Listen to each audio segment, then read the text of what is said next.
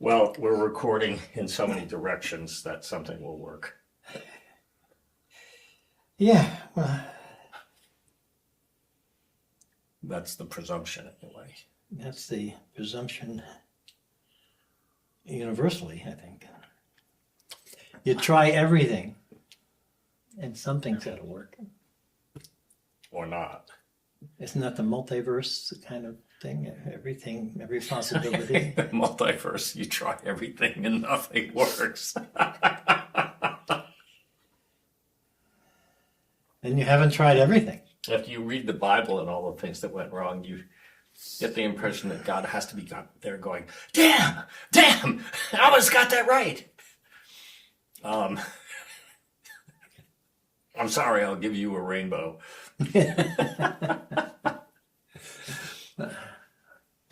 And even the rainbow turns out to be ephemeral. It comes and goes as it pleases. Well, so we were talking yesterday about the the alleged darkness that is closing in all around us, which we hear about every day. And I think that we came up with some kind of an optimistic idea for this program, but I can't remember what it was now. Is that what we were talking about? Well, kind of. I remember coming up with oh, this would be a good topic, and I don't remember what it is. Well, whatever it was joyful. I'm sure it was positive. Yeah. Well, it's strange because people, when I kvetch and grouse a lot because, of course, like every man my age, it's my job to be a curmudgeon, and I'm good at my job. But I don't feel very curmudgeonly inside. I usually feel pretty good about life. It's pretty wonderful to just be alive.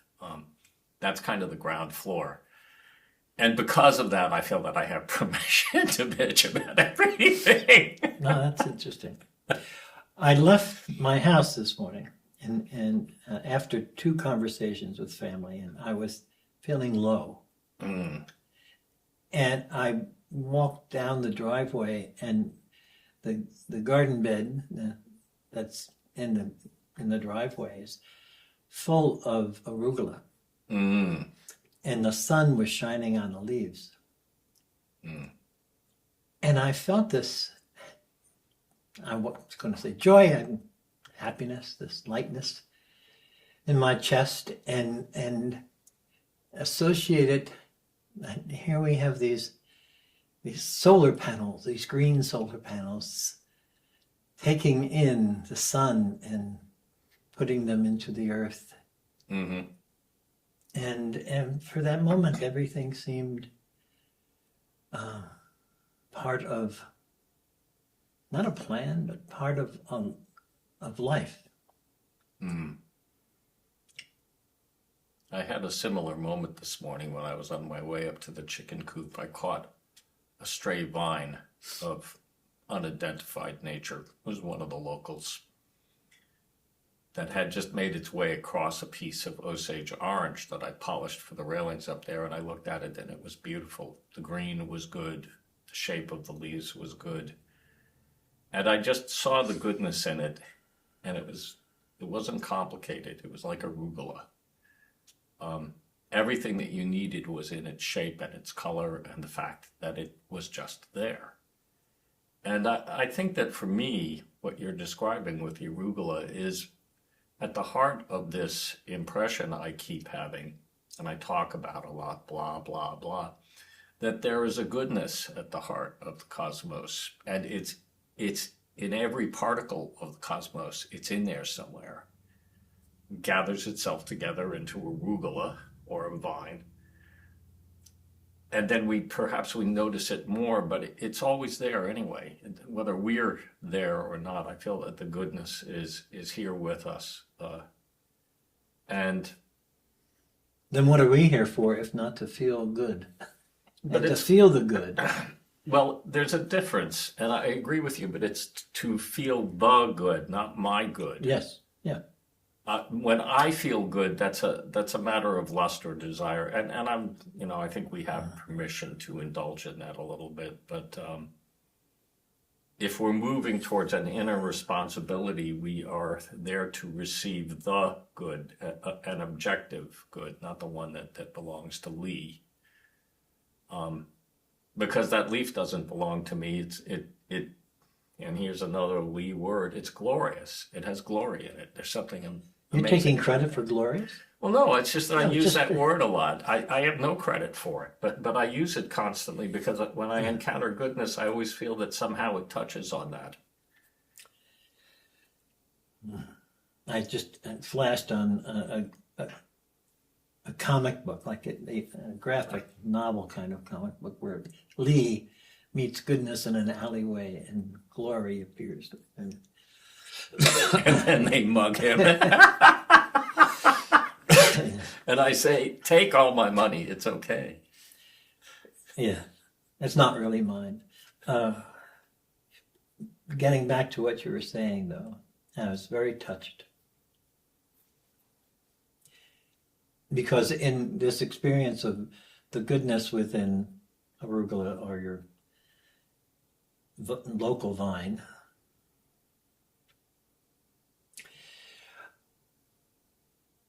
the taking in of this goodness is I would say, part of the reason why human beings are here. Mm.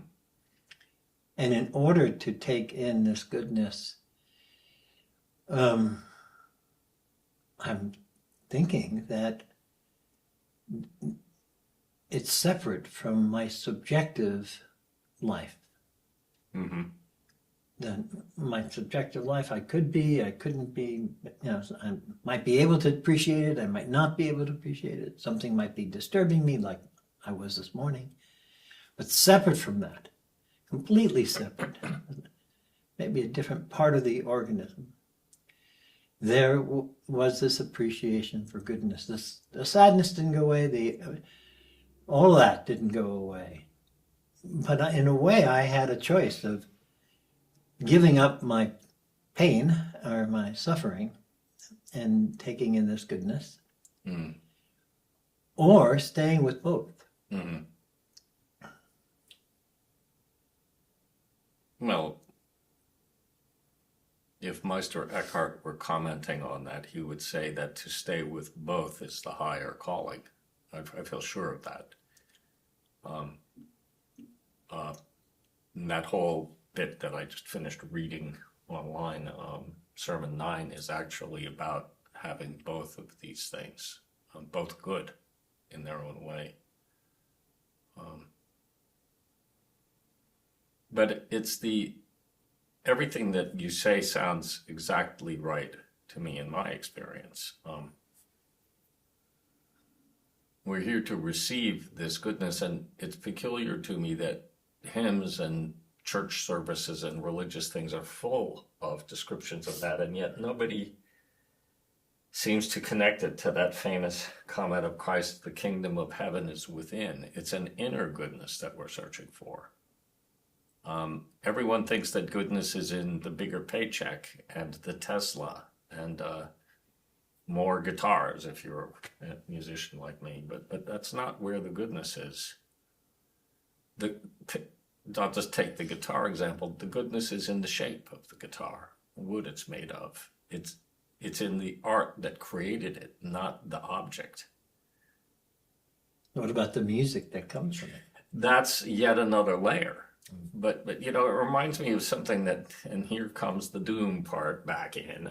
When I was living in Georgia, I was writing all these detective novels. This is over 20 years ago, and almost 30 years ago, and I bought guns because I didn't want to write about guns without being able to fire them and know what they felt like to shoot a handgun. And in Georgia, you can get a gun if you can put fog on a mirror, You walk in, you wave a driver's license at them, and poof, you've got a gun. And one of the things that struck me about them was that they're art objects. I had never really held a handgun before, and I saw the aesthetic and the care that had been taken to make this weapon, and it made me think about weapons differently, because even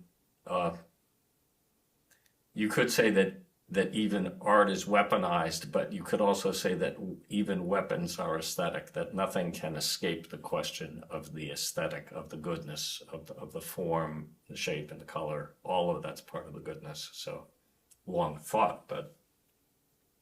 So nothing is inherently evil. No. Well, we have the power to make it so. Yes, I mean, Yeah. objects, things that we wouldn't necessarily say are alive, but no matter what, I mean, a bowl, a spoon, you know, certainly tapestry, everything can reflect something, and in fact, woven into it is a goodness. Oh, another example, we were in Japan and we hired a guide because it's easier to see a lot of interesting things if you have someone that knows things. And we were in Kyoto and he took us to meet a man from a samurai family. He was a little younger than us, but he had all the weapons that had been passed down, and he had this spear, and it was insane. It was the wickedest device I've ever seen. It was shiny and pointed, and you never wanted anything like that near you. Couldn't imagine people sticking it in you, but it was also beautiful. They made their weapons with a sense of beauty, and it's so strange that contradiction can exist. There's a third force in here somewhere I'm searching for, and I actually don't think I've ever examined this in enough detail to understand that thoroughly. What is going on there? How can something that's designed for destruction be beautiful? Yeah. Well, maybe the people who designed it weren't just solely following the belief in an outer form. Mm. I remember one of my earliest gatherings in the work, in the gallery, they showed a film, and the film was about, I think it was about the end of the world. And I made a comment to my group leader about this, and he said, well, it's not a tragedy unless you think human beings are important to the universe. Very nicely put. Again, right, that was a long time ago. I still remember it. What really is important? Mm. Well, what we're talking about this morning with the arugula was, in my understanding and my view, that's a cosmological responsibility to receive impressions in that way. And you did. So that was important somehow. More so than the family stuff or what have you, that there was something about receiving that impression in that moment that aligned. When that happens, we align more correctly with real purpose as opposed to the stuff that we imagine. That's my impression. Yes. Following on that, the gesture brought to mind a samurai and the discipline that they put themselves through in order to make each gesture an art and be fully made with all of themselves. Mm-hmm. And that's the product. Of course, I romanticize samurai now. I have no idea what they're actually like. Mm-hmm. And I'm sure there was a wide range, but there is that sense of uprightness and embodiment and the impeccable nature of intent and form. I remember Desiree had come back from her first trip to Japan. This must be 20 years ago. And she said to me, they have a finer sensibility than we do. They're finer. And she was adamant about it, and I think she was right. Yeah.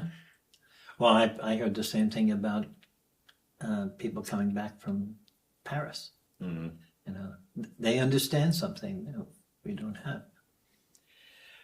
Because Americans can be coarse. Well, we don't have an aesthetic that's well developed. I mean, if we take a look at Eastern and Western art history in their collective being, uh, both of those traditions come from thousands of years of artistic tradition. And when people came to this country, they brought that with them, but it was unmoored, as it were. And I'm not sure as a country if we've ever recovered the moorings. I mean, I think that in pockets we have, because you can go to some of the great estates from the late 19th and early 20th century in this country and see real care was taken in the grounds and the design of the buildings. And landscaping is, in a certain sense, one of the first art forms that represents an understanding of the need to establish your place in a cosmos. I never really saw that until Neil took me to some of the great gardens in Europe. But we did it as individuals, but we never pulled it together as a society. We've always, here we are in a divided society, but I think we've always been at war with ourselves in this country in some way or another. Well, yes. War with the indigenous, war with the king and the British Army. It separated the colonists from between those who didn't care and those who wanted to overthrow. Not necessarily for human rights, but for commerce rights. Yeah, we fully are steeped in struggle in this country, and maybe more and more it feels like that you can't go anywhere where it's different. Yeah. This is who we as human beings are, and we must have gotten something terribly wrong. And in our work, it takes years and for fleeting moments of something that points the way until it becomes necessary. It feels like it's a necessary food. Yeah. And you can't give it to anyone. Yeah. Listening to people in pain this morning, and it was painful, and one wanted to say something, but but they owned this pain. There was no space between the pain and who they are, and so there's no way of slipping something in and say, "Oh, look, you're here. It's here." And yet that seems to be an important first step in coming to a recognition of something more true. Well, when I was coming back on the bus yesterday, I wrote out one of my screed-like statements on work, because everybody does that once in a while. They have some. Everybody. Think so. Everyone thinks they know something at one moment or another. Oh, yeah, that's true. Usually I only know it when I'm hearing something somebody else is saying. Oh, yeah. Like, what's that?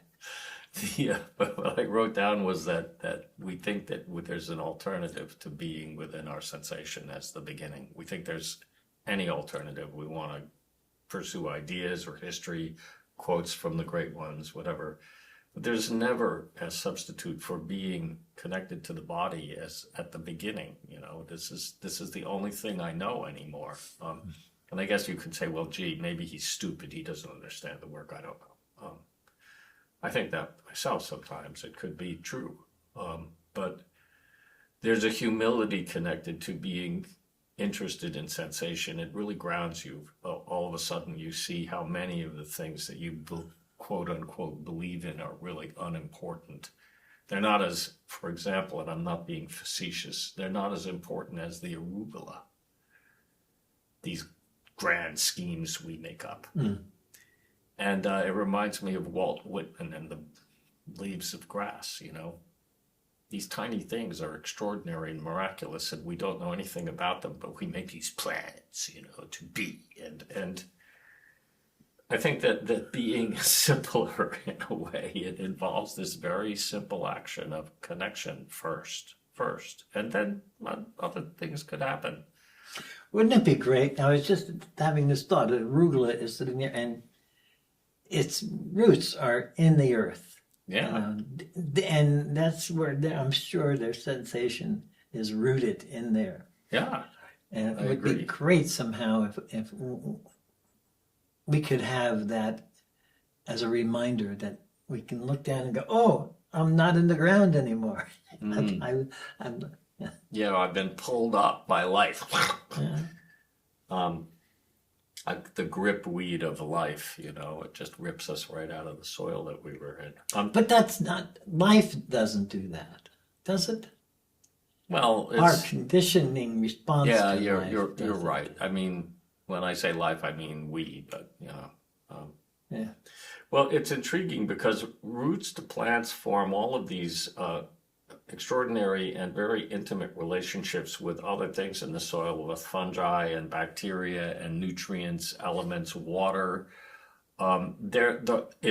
It looks like dirt, but if you could get into the organic chemistry of it, you'd find out that there's an insane amount of stuff in that dirt. It's beyond computation the number of organisms that are in relationship around the roots of this plant, and they're intimate. They're a community. That is to say that the root and the bacteria next to it have all kinds of exchanges. So if I'm in my sensation, I'm actually I'm moving closer to a source of nutrition for my being that's essential, and it involves very tiny things. Yes, I was going to say that the same richness in the soil is in our bodies. Our bodies are not Exactly. one thing. Yeah, Our bodies are not just 7 centers yeah. or 9 centers and however many organs or miles of skin. Yeah. And there's a lot of things in there. Well, and it's all, you know, there's always a danger of sounding trite or too facile or superficial with these things, but there's a blessing in the connection there. The act of sensing is where blessings begin. It's where the sacred begins, you know, and if we are available to that vibration, it's a harmonic note at the bottom of everything. It always recruits, you know. It always finds other things to build relationships with if we start there.